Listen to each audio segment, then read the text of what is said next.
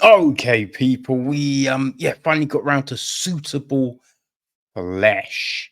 This is the new film from director Joe Lynch, and it is written by Dennis um Pal- Pali Pal- Paoli, Paoli, Pauli, Dennis Pauli. Ah, yes. Apologies, Dennis. It is produced by Barbara Crumpton, Bob Portal, and Indapal Singh.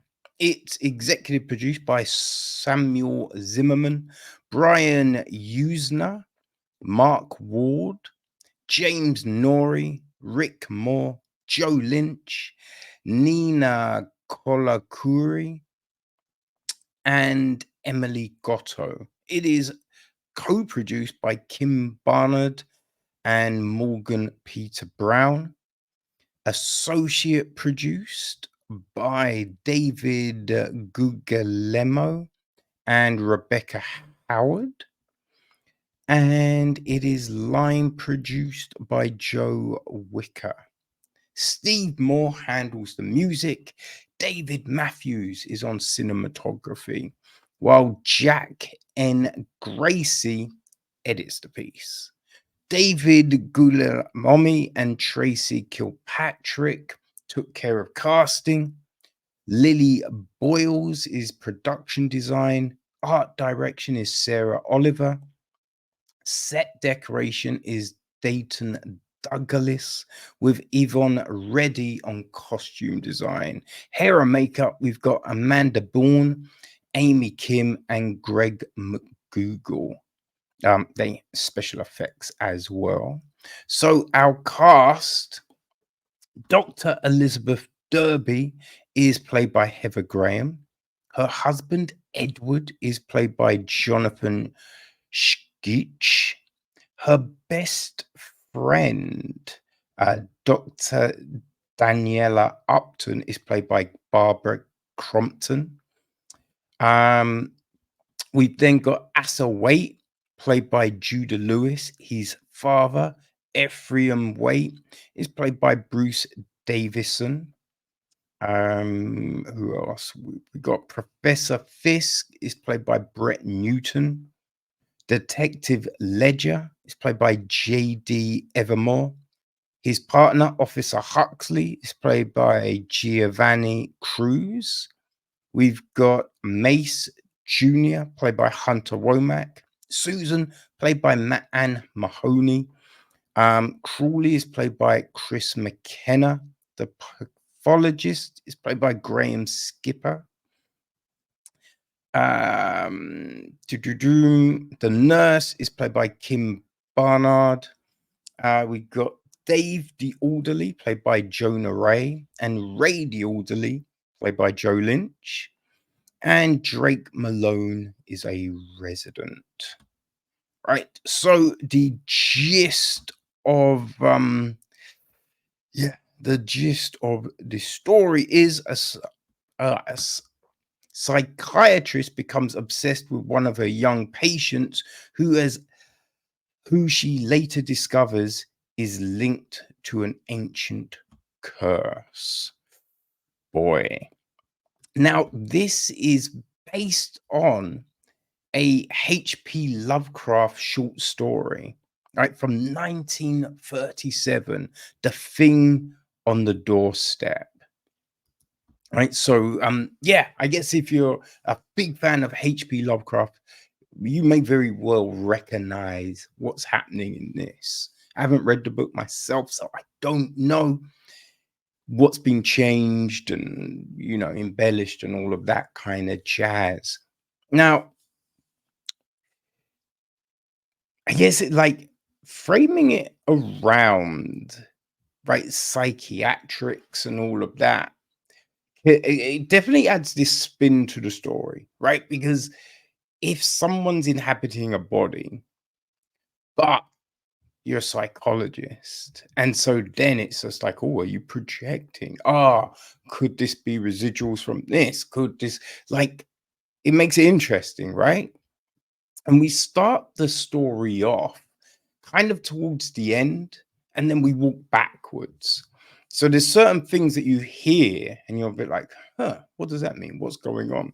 And then it all becomes clear as the story then unfolds, as it were, which that's interesting. That, yeah, I thought, okay, all right, let's see where it goes.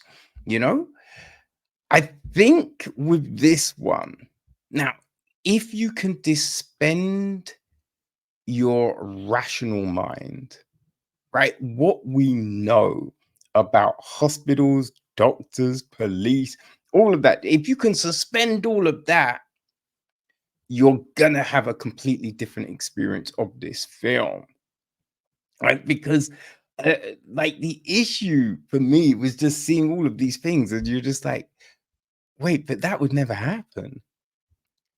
Wait, no one's gonna do that. Why would someone do that? Like, what? Huh?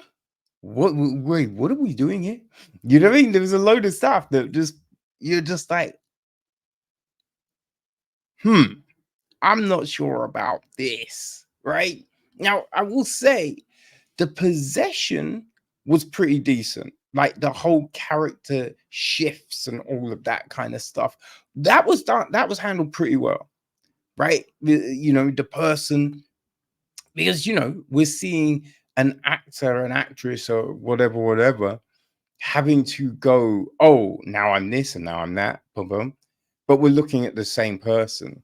So it's like the cadence, the tone, just all of these things, the delivery, right? The word, just all of that was delivered very well, which then allowed you to be like, oh, okay, right.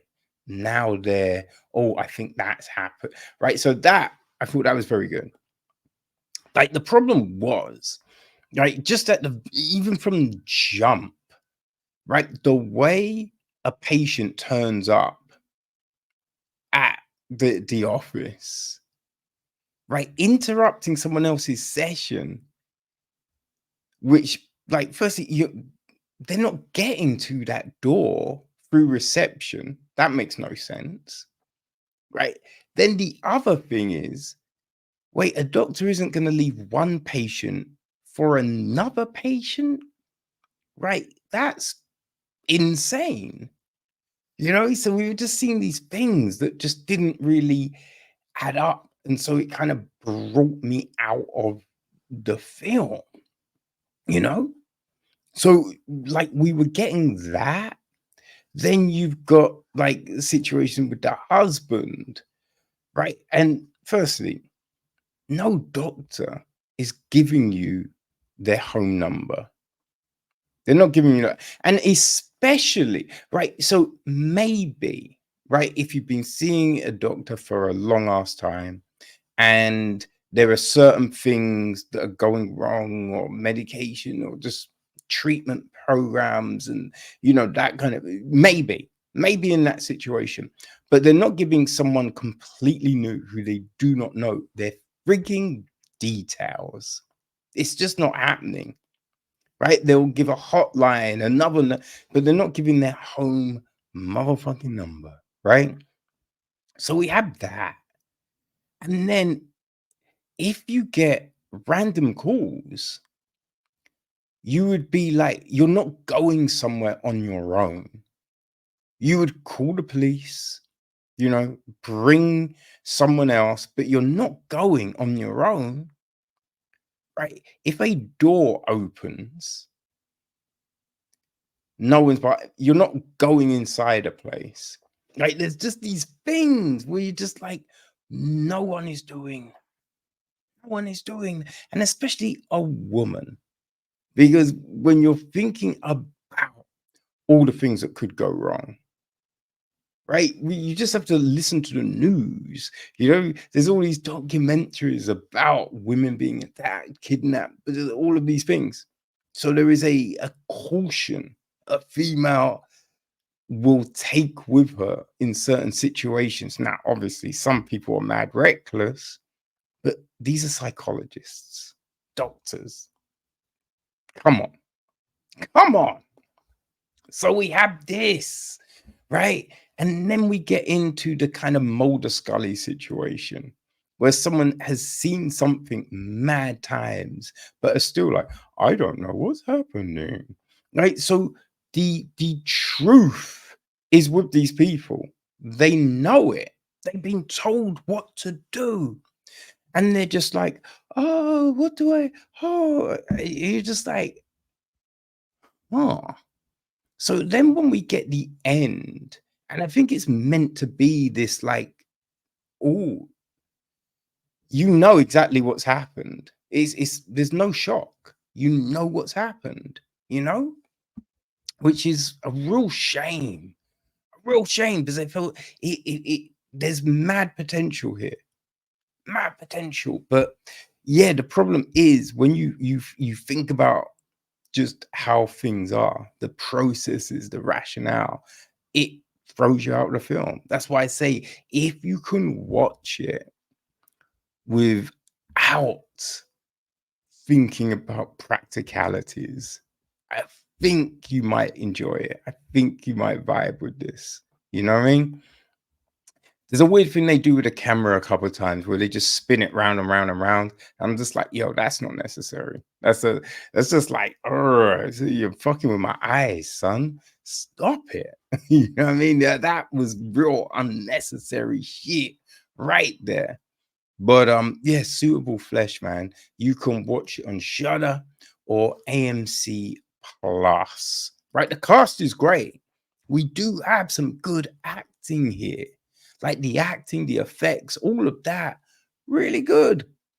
It's just it's just certain things in the script make no sense. Like people are not gonna do that shit. And so yeah, it's a little frustrating. But suspend your mind, people, you know?